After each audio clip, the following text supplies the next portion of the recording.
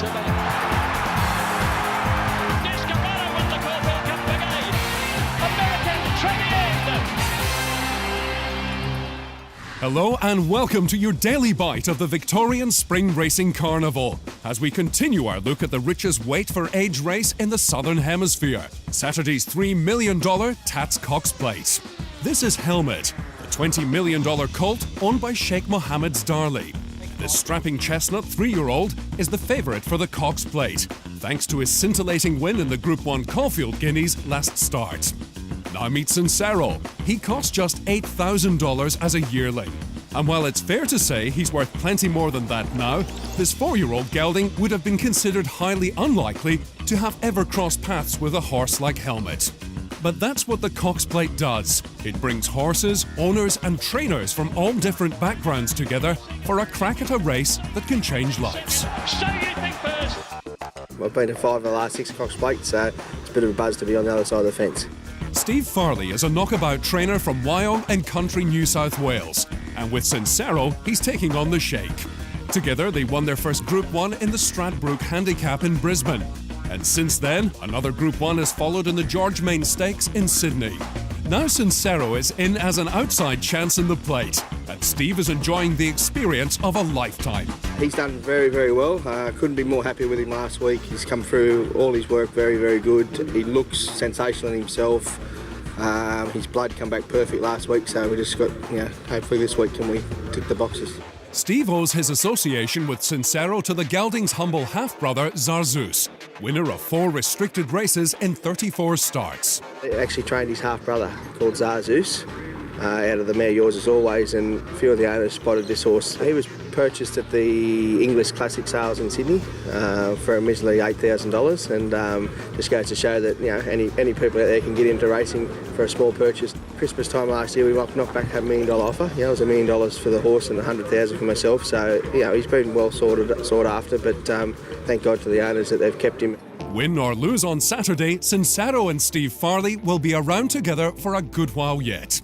Ironically, Peter and Paul Snowden won't be able to say the same thing about Helmet. Sheikh Mohammed will be campaigning his 2 Australian star 3-year-olds, Helmet and sprinter Sepoy, overseas next year. So there's a chance the Cox Plate might even be the last race Helmet has for the father-son Snowden team.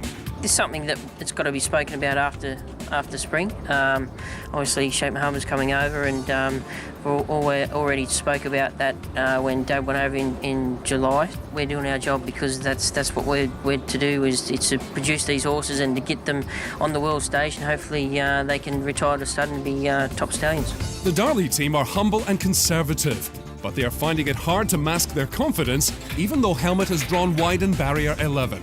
As confident as you can be leading into the a major race of the Australian turf. So we've ticked a few boxes thus far. We just need to tick one more on Saturday.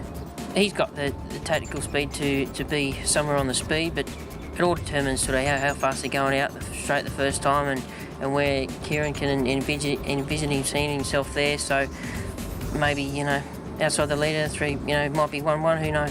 Helmet is favourite just ahead of New Zealander Jimmy Chu, but bookmakers are no longer seeing it as a match in 2, with yesterday's star worker at the Valley rekindled interest, the subject of an overnight plunge, to be clear-cut 3rd favourite.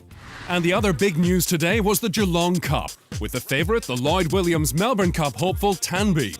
International interest centred on the Australian debut of French horse Dunedin and the last-ditch bid by 2008 Geelong Cup winner Bauer to make the Cup field. Perfect Picks leads Tanby. Dunedin's coming with a magnificent run down the centre, and he went to them in one stride. The French horse trying to do American. He raced to the front now from Tanby. It's Dunedin in front of Tanby. Show cause and back in black. Dunedin leads the way, and the French do it again. Dunedin won the Cup from Tanby.